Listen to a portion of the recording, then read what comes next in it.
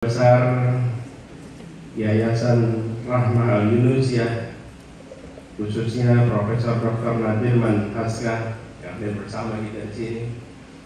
Yang saya hormati Ketua KAN KN Bukit Surungan, Datuk Bagindo Parajo. Yang saya hormati para anggota DPR RI yang hadir bersama kita di sini. Anggota DPR Komisi 3 sekaligus juga Wakil Ketua Partai Nasdem Bapak Ahmad Ali.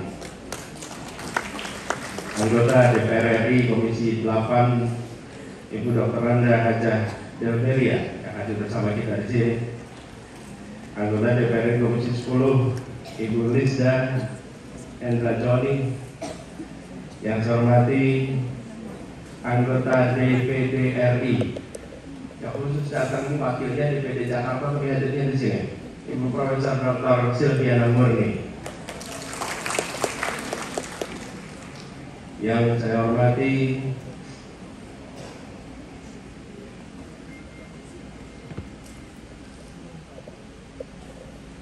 Kepala Dinas Pendidikan Provinsi Sumatera Barat Bapak Dr. Andes Barlius.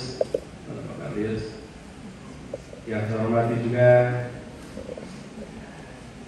mantan Wali Kota Padang Panjang Bapak Amran Fadli.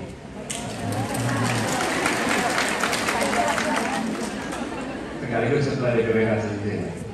Yang saya hormati Wali Kota Solo Bapak Zul Elhian. Terima kasih yang bersama. Yang saya hormati wa ala alihi wa ashabi ajma'in. Rabbi shrah li sadri wa yassir li amri wahlul 'uqdatam min lisani yafqahu qawli. Raditu billahi rabba wa bil islami dina wa bil muhammadin nabiyya wa rasula. Rabbi zidni ilma warzuqni fahma. Amin. Amma ba'du. 100 tahun yang lalu tepat 1 November di sini berdiri lembaga pendidikan pertama di Indonesia oleh seorang alim yang kalibernya global. Tak henti terharu menyaksikan video perjalanan 100 tahun itu. Terbayang aliran pahala untuk almarhumah dari begitu banyak muridnya yang tersebar di seluruh penjuru dunia, yang semuanya menjadi penggerak di wilayahnya masing-masing. Insya Allah itu semua dicatat sebagai amal jariah yang tidak akan pernah berhenti aliran pahalanya. Tadi disampaikan Bu Zizi, saya teringat peristiwa 10 tahun yang lalu. Saya duduk bersebelahan dengan Ibu Zizi. Upacara 17 Agustus tahun 2013, betul Ibu Zizi? Kami duduk bersebelahan. Beliau dan saya, kami sama-sama mewakili sama-sama cucu. Bu Zizi mewakili neneknya, saya mewakili kakek saya. Duduk di situ. Kami diundang sebagai putra putri keturunan keluarga pejuang kemerdekaan untuk menyaksikan upacara. Selalu ada. Dan pada tahun itu saya yang dapat tugas untuk hadir. Kami duduk berjajar. Itu adalah salah satu momen yang saya tidak pernah lupa dengan Bu Zizi sama-sama kita. Pada waktu itu saya ingat kami semua berdiri, bendera dinaikkan dengan diiringi Indonesia Raya. Waktunya kira-kira 4 menit. Bendera itu dari mulai dibentangkan sampai naik ke puncak. Tapi kami berdua merasakan bahwa untuk bendera itu dinaikkan dibutuhkan puluhan tahun, ratusan ribu nyawa dikorbankan untuk bisa bendera itu naik ke atas permukaan menjadi puncaknya. Hari ini kita cukup 4 menit itu sampai di puncak. Di masa orang tua kita berjuang diperlukan puluhan tahun untuk mengibar tinggikan bendera itu sampai di puncak. Karena itu kita semua yang menjadi generasi penerus dari para pejuang ini, kita punya tanggung jawab moral untuk menuntaskan yang sudah dimulai oleh orang tua kita dulu. Saat itu kami berdua duduk bersampingan. Dan kita tidak pernah membayangkan bahwa dulu bersanding dengan perannya masing-masing. Ibu Rahma Yunus-ya di tempat ini yang jauh dari pusat-pusat kemajuan di zamannya.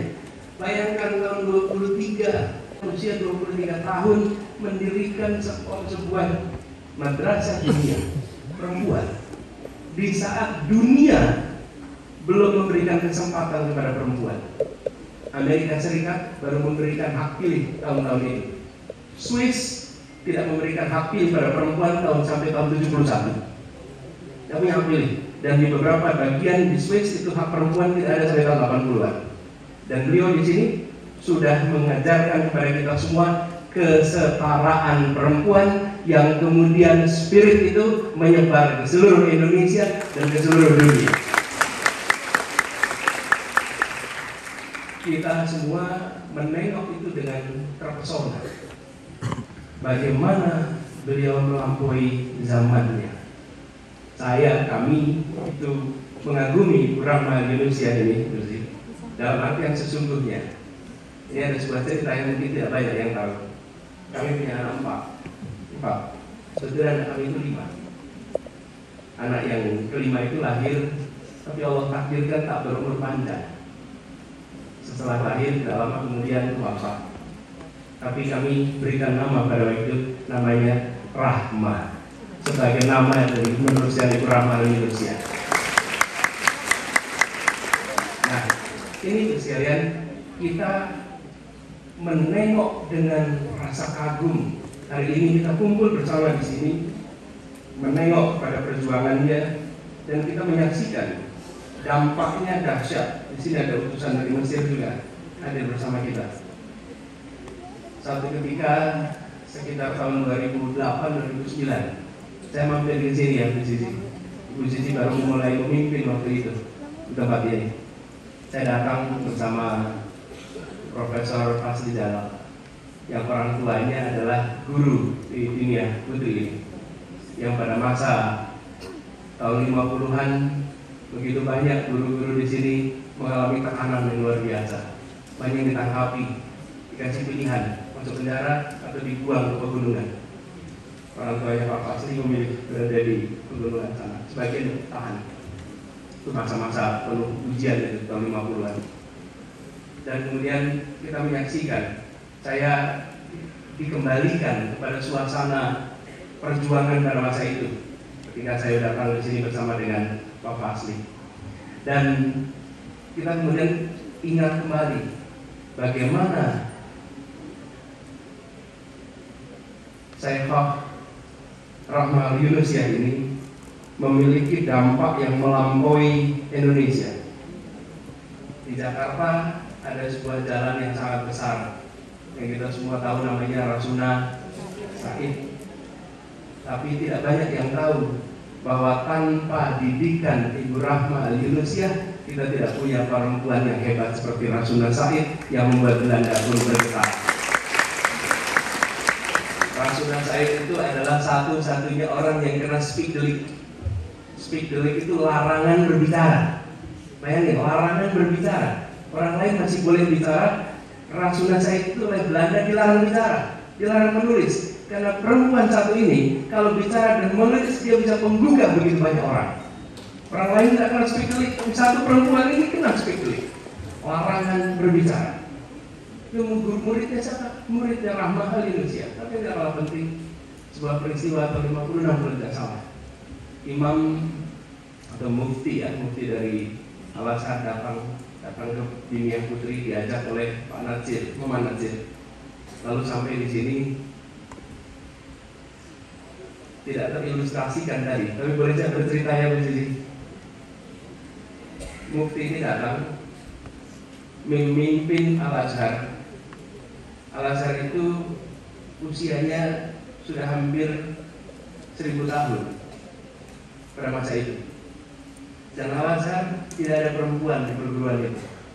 Lalu muftinya datang ke sini, masuk ke tempat ini, ketemu Ibu Rahma Yunus-ya, menyaksikan perempuan-perempuan yang menguasai Quran, kuasai hadis, mengerti bahasa Arab, bisa berbahasa Inggris, bahasa Belanda. Dia terbelalak, menganga rahangnya dan menyatakan, tidak pernah menyaksikan fenomena seperti ini. Datang di seluruh bentangan umat Islam di dunia Arab, tidak bertemu dengan sebuah tempat yang isinya perempuan-perempuan terdidik semua. Semua tempat pendidikan laki-laki.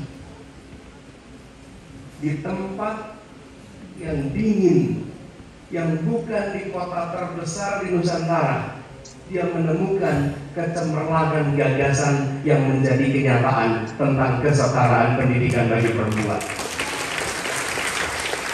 Yang kemudian tahun berikutnya Bu Rahma diundang, tahun 57 kalau tidak salah, diundang ke Mesir, dan di sana kemudian membantu dibukanya program perempuan di Al-Azhar. Dan untuk pertama kalinya Al-Azhar memiliki program untuk kaum perempuan. Yang membuka siapa? Perempuan dari Minang, perempuan dari Indonesia. Karena itu saya sering meyakini, kalau kita lihat bentangan umat Islam dari Maghribi sampai Merauke, itu bentangan umat Islam. Dari bentangan ini, siapa yang sholat subuh pertama? Siapa yang ambil wudu pertama tiap hari? Siapa yang bersujud pertama tiap hari? Umat Islam di Nusantara. Itu yang ambil wudu pertama, yang bersujud pertama setiap hitungan hari di seluruh dunia. Insya Allah yang pertama meragukan perubahan, yang pertama membangkitkan Islam adalah dari Nusantara untuk bentangan umat Islam sedunia. Dan kemudian kita menyaksikan peran yang tidak pernah berhenti, tapi yang tidak kalah hebat. Bagaimana ini bisa dijadikan sebuah lembaga yang berkelanjutan. Kita sering menemukan lembaga tertua.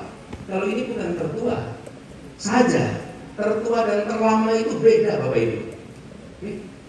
Tertua dan hilang tetap tertua.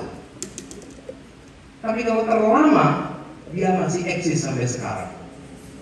Bedanya antara tertua dan terlama. Oh, kita dengar ada pendidikan tertua di Palembang yang ada tahun 600, tahun 700. Tapi hari ini itu tidak ditemukan lagi.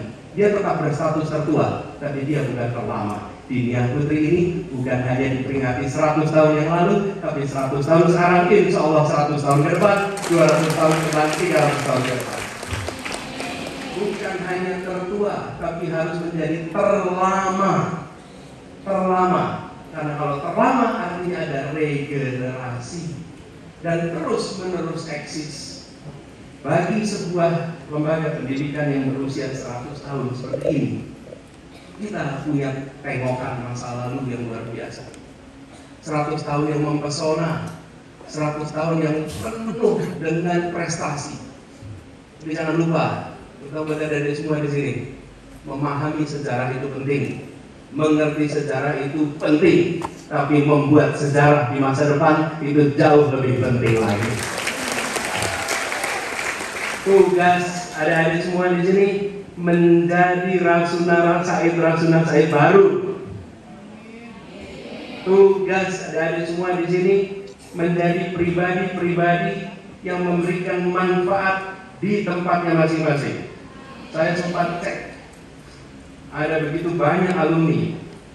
Aisyah Ghani ini Menteri Kebajikan di Malaysia tahun 70-an. Sekolahnya di mana? Dinia Putri.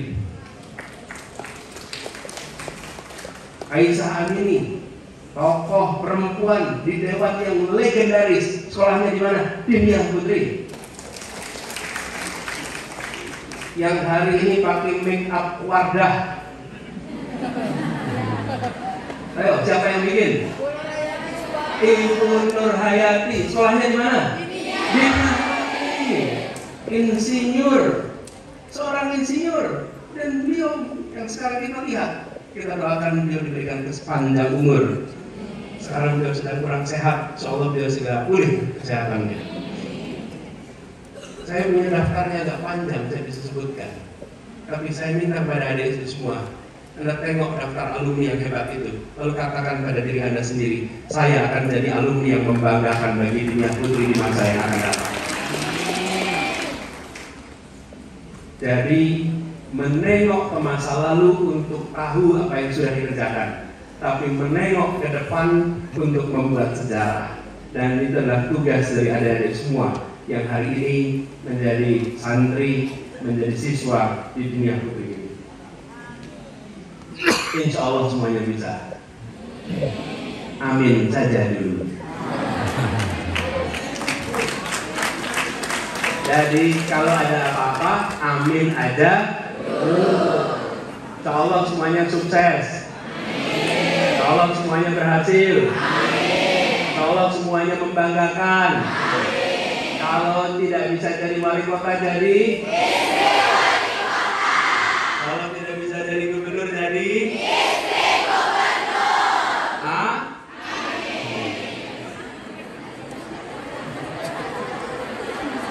itu yel-yel yang hanya ditemukan di dunia putri dan ditemukan di mana-mana.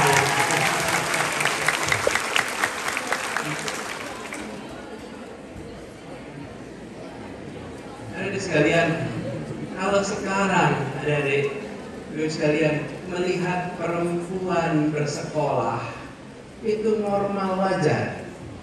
Tapi kita jangan bayangkan hari ini, kita bayangkan masa itu.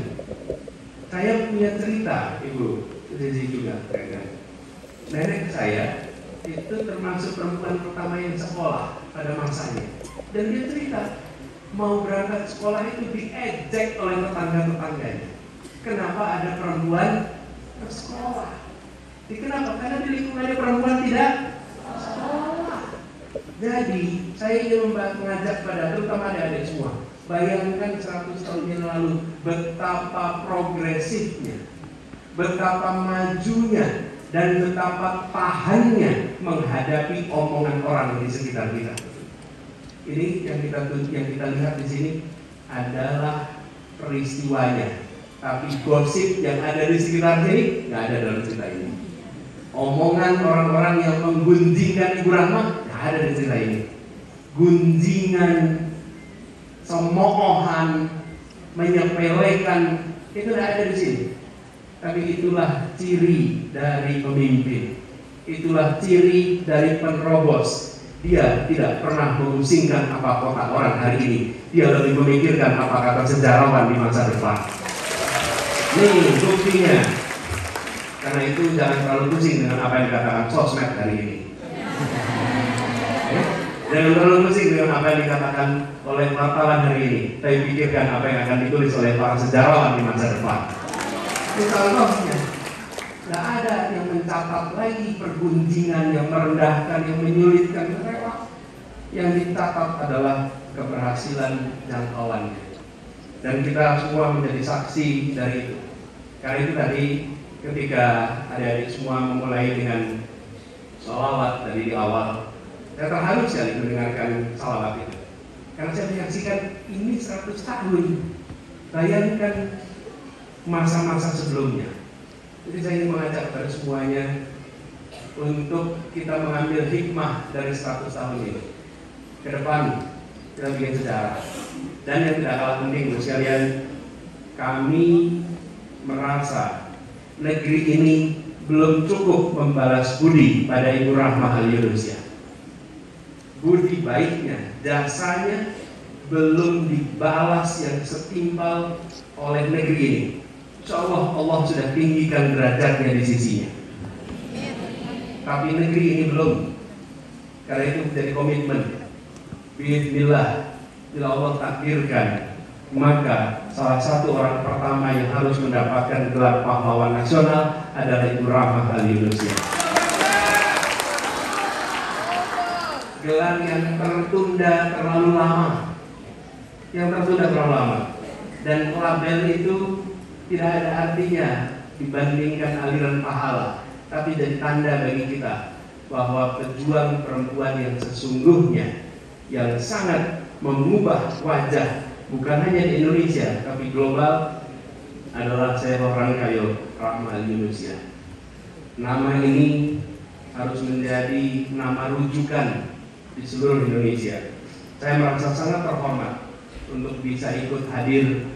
Tahun lalu ketika peringatan 99 tahun, saya tidak bisa hadir dan menyesal sekali. Karena angka 99 itu saya tidak bisa hadir. Tapi saya janji sama Bu Zizi, Bu, doakan, insya Allah nanti ketika angkanya 100, saya insya Allah hadir. Dan saya hadir berdua dengan istrinya. Nah, ini saya sama-sama. Tapi dulu belum alumni Dinia Putri. Jadi kami merasa bersyukur, dan nanti Pak Ahmad Ali kita usahakan sama-sama Pak Ali supaya Ibu Rahmadi Nusiah benar-benar jadi pahlawan nasional. Harus kita usung semua kekuatan politik yang ada, taruh nama Ibu Rahmadi Nusiah, dan harus menjadi nama-nama yang familiar di banyak tempat supaya semua orang mengambil hikmah dari perjalanan hidupnya. Dan insya Allah nama-nama ini, nama Ibu Rahmadi Nusiah itu menjadi nama perbincangan di keluarga-keluarga kita, sehingga kaum perempuan, para ibu ketika mendidik anaknya punya contoh yang tidak jauh-jauh. Contohnya adalah seorang putri Minang bernama Ibu Rahmadi Nusiah. Bapak sekalian, Bu Zizi dan seluruh keluarga besar Duriat dari Syekh Rangkayo Rahmadi Nusiah, kami ucapkan selamat. Selamat atas perjalanan 100 tahun yang telah berhasil dirawat dengan luar biasa. Boleh tepuk tangan untuk keluarga. Menjaga stamina untuk 100 tahun itu tidak mudah. Tidak mudah. Diceritakannya mudah, dijalaninya penuh dengan tantangan. Insya Allah usianya jauh lebih panjang ke depan.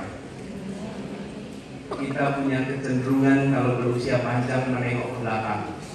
Insya Allah Dinia Putri ini terus menengoknya ke depan, terus menengoknya ke masa yang akan datang, dan setiap anak-anak di sini dapat bekal di situ.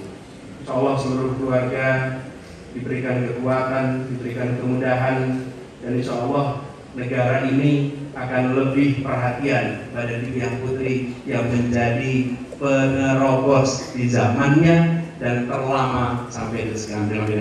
Boleh beri tepuk tangan untuk Dinia Putri. Bapak sekalian yang saya hormati, demikian yang bisa saya sampaikan. Terima kasih atas perhatiannya, terima kasih atas kesempatannya. Insya Allah kita akan bisa terus menjaga silaturahminya, dan insya Allah kita akan sama-sama teruskan perjuangan orang tua kita.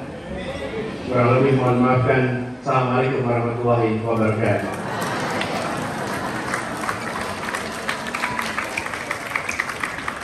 Kita nggak boleh begitu. Oke, saya ingin dengar dulu. Ayah, coba kamu, apa mimpimu buat dirimu dan buat Indonesia? Saya mau untuk saya dan teman-teman saya alumni Dinia Putri nantinya itu membantu masyarakat yang tidak mampu dalam berpendidikan. Karena negara kita udah maju, tapi masih banyak wanita-wanita Indonesia yang belum bisa melanjutkan langkahnya ke negeri yang lebih baik dengan mimpi-mimpi. Ayah asal dari mana? Dari Jambi. Asal dari Jambi. Sudah tahun berapa di sini? Ketiga, Pak. Tahun ketiga. Betah nggak di sini? Ya, sekarang kamu, siapa namanya? Balkis, Pak. Balkis dari mana? Dari Riau, Pak. Pergi kotanya? Kota Rokanhil. Rokanhil. Sudah berapa lama di sini? Tahun ke-6. Tahun ke-6. Oke, apa cita-cita mimpimu? Untuk diri saya dan untuk negara saya ingin berjanji bahwa nanti di masa depan saya bersama teman-teman saya akan membawa negeri ini untuk lebih maju ke depannya, memperkenalkan Indonesia kepada dunia bahwa Indonesia bukan hanya negara berkembang, negara Indonesia akan menjadi negara yang maju. Kalau nanti bekerja, berkarya, apa yang mau kamu buat? Saya suka menulis, Pak. Menulis? Sudah menulis apa aja sekarang? Antologi puisi, Pak. Masya Allah. Ya, terima kasih. Yuk, kamu sekarang. Karena pengen Indonesia semakin maju dan berkembang dan mendidik generasi selanjutnya menjadi orang yang terbaik di dunia. Orang terbaik di dunia. Kamu di Dinia Putri ini. Apa yang paling mengesankan? Apa yang paling berat? Pengalaman saya di Dinia Putri ini, Pak, yaitu membuat proyek itu yang mengesankan. Karena di sana kami ingin membuat sesuatu yang belum pernah dibuat. Jadi saya dan kakak saya membuat robot Pak. Dan juga rencananya ingin mengubah air laut menjadi air tawar Pak. Jadi, air asin dari tawar. Karena ngubah air laut agak banyak ya jumlahnya ya. Terus proyeknya berhasil? Itu proyeknya untuk bulan Desember Pak. Oke. Lagi proses. Kalau beratnya di sini apa? Menghafal Al-Quran, tapi yang lain setuju tidak? tapi Pak biasanya nangis dulu, habis itu diri sudah. Ya, kalau yang lain bisa lulus, insya Allah saya juga bisa lulus, gitu ya. Ya, makasih. Berikutnya. Iya. Iya. Itu berat untuk memimpin suatu organisasi sekolah yang saya bayangkan sangat-sangat sulit dan banyak juga hikmah yang saya dapat. Susah ya memimpin anak-anak ini semua. Kelihatannya nurut-nurut ini. Apa yang berat kalau memimpin anak-anak itu? Kekompakannya, dan sebagai pemimpin saya belajar untuk menerima kritik guru-guru, santri-santri dulu. Jadi belajar nggak baperan ya. Kamu sudah berapa lama di sini? Tahun keempat. Sudah selesai ketua OSIS ya? Sudah Pak, alhamdulillah. Alhamdulillah. Salaman gila. Sama-sama pernah ketua OSIS.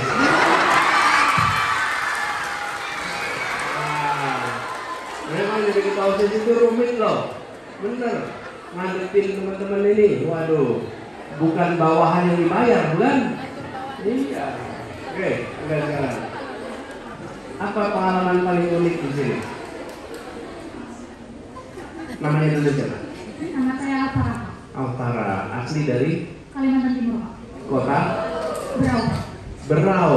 Masya Allah, tepuk tangan buat Altara dari Berau. Apa yang mengesankan di sini, Altara? Banyak Pak. Dari segi kurikulum pelajaran saya sangat terkesan dengan dunia putri Pak, terutama dari segi agama Pak. Agama di sini kuat Pak.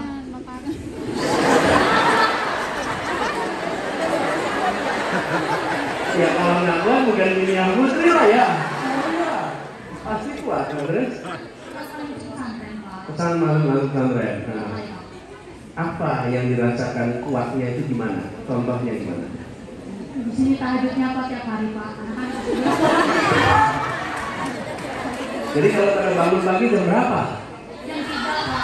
Jam 3. Masya Allah. Terus habis itu apa? Terus di sini proyek kita juga Pak. Habis tahajud apa kegiatannya? Habis tahajud tuh biasanya kita mandi Pak.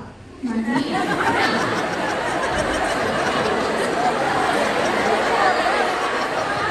Jadi mandi sebelum subuh.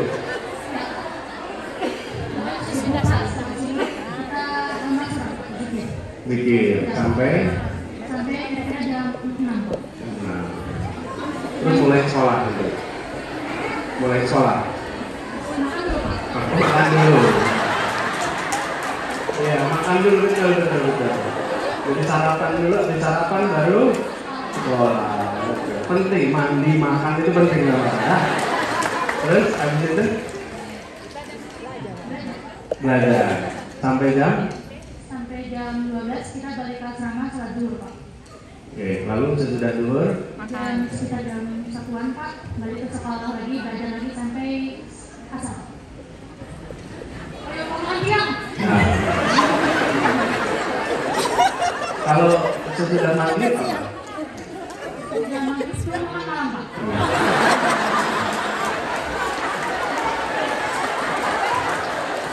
Kamu kelihatannya senang makan malam juga ya? Makanannya enak ya di sini? Enak ya? Habis makan malam apa? Habis makan malam bisa. Bisa. Habis bisa? Istirahat. Evakuasi. Sampai jam? 9 Pak. Terus tidur jam berapa? Jam 9 ya. Oh, jam 9 gitu. Semua pada tidur jam 9? Alfarah, terima kasih. Cita-citamu apa? Ahli forensik insya Allah. Ahli forensik.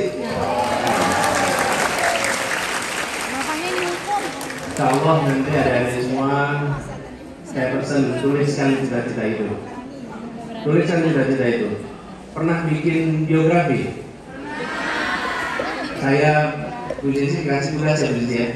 Anak-anak ini bikin biografi.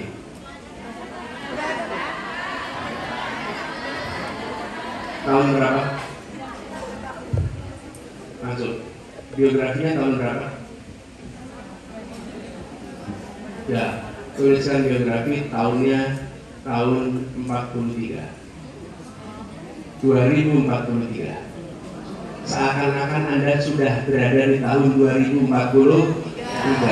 Pada saat itu apa alamat Anda? Di mana Anda tinggal? Apa pekerjaan Anda? Apa yang sudah Anda kerjakan 20 tahun ke depan? Tulis itu, jadikan itu PR, jadikan itu sebagai pegangan untuk perjalanan Anda ke depan 20 tahun yang akan datang. Ya, tuliskan ini semua. Oke, jadi terima kasih. Saya ada kenang-kenangan buat yang pada maju ke depan. Mulai kan? Sini. Pengen dapat?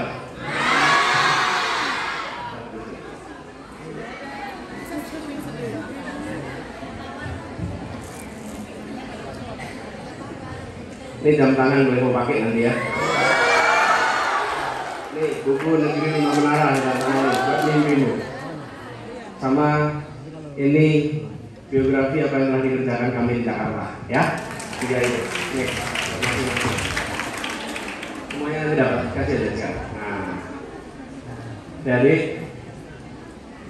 kita semua ini persen terakhir nih, pada dari semuanya. Ya, apa saya pesan dari semuanya. Nanti di dalam perjalanan hidup, pengen nggak seperti sini? Pengen. Kenapa mereka masih dapat hadiah dan bicara di depan? Kenapa? Berani. Syaratnya itu apa? Berani acungkan tangan. Begitu acungkan tangan, itu namanya menjemput kesempatan. Seringkali kesempatan dibuka, tapi kita hanya menonton. Kita nggak ngambil kesempatan itu. Apa yang terjadi? Ketika kemudian ada orang lain yang memanfaatkan dan dapat sesuatu, baru kita coba tadi saya ambil kesempatan itu. Betul tidak? Ya, tapi begini, kalau saya umumkan yang maju dapat hadiah, kira-kira banyak nggak yang maju? Iya. Kenapa itu? Kalau mau dapat hadiahnya, betul tidak? Hikmah itu tidak bisa diketahui sekarang. Hikmah itu tahunya besok. Hikmahnya dapat hadiah. Tapi pada saat mengacungkan tangan, dia tidak tahu bakal dapat apa. Yang dia lakukan, saya ambil kesempatannya, saya maju ke depan, apapun yang nanti saya dapat, itulah hikmahnya. Betul tidak? Ya, jadi buat kalian semua, nanti dimanapun ada kesempatan bertanya, Anda acungkan tangan. Ada kesempatan maju, ambil kesempatan itu.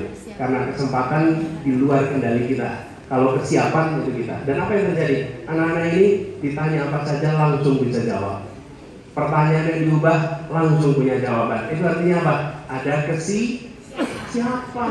Ada kesiapan. Insya Allah mereka jadi pemimpin-pemimpin kita ke depan. Ya. Oke, boleh kembali duduk. Terima kasih buat semuanya. Jadi terima kasih tambahannya. Assalamualaikum warahmatullahi wabarakatuh.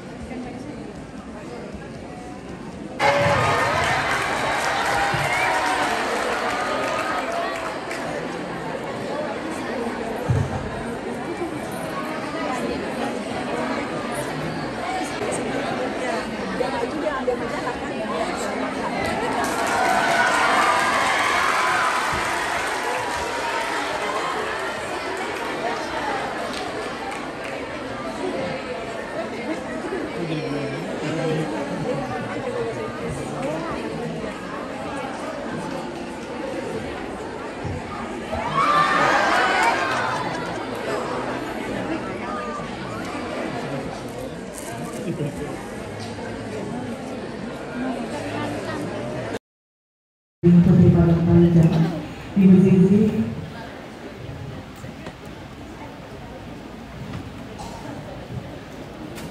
dan kami mohon kesediaan Bapak Anies Rashid Baswedan untuk penyerahan cenderamata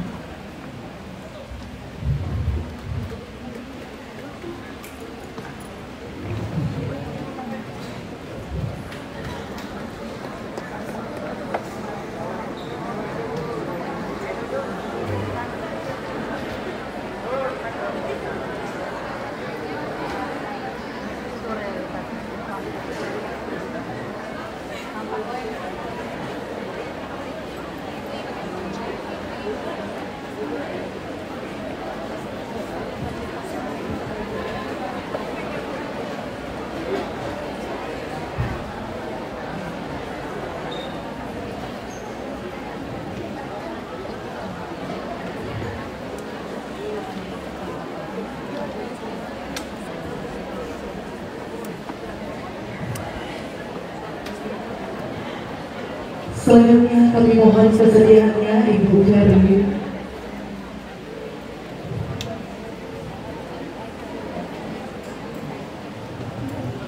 Dimohon kesediaannya kepada Ibu Ferry Merati.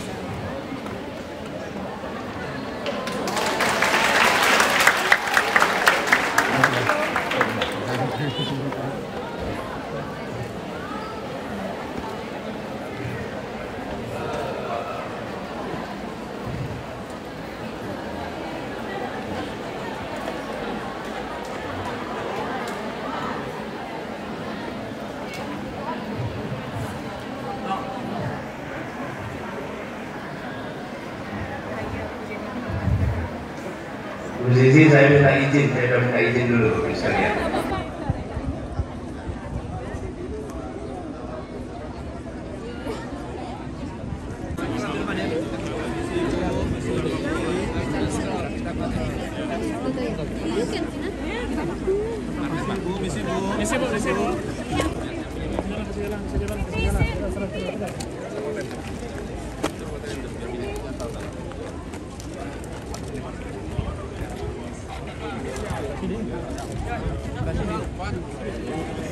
Baik Ibu, maaf Ibu, mohon maaf.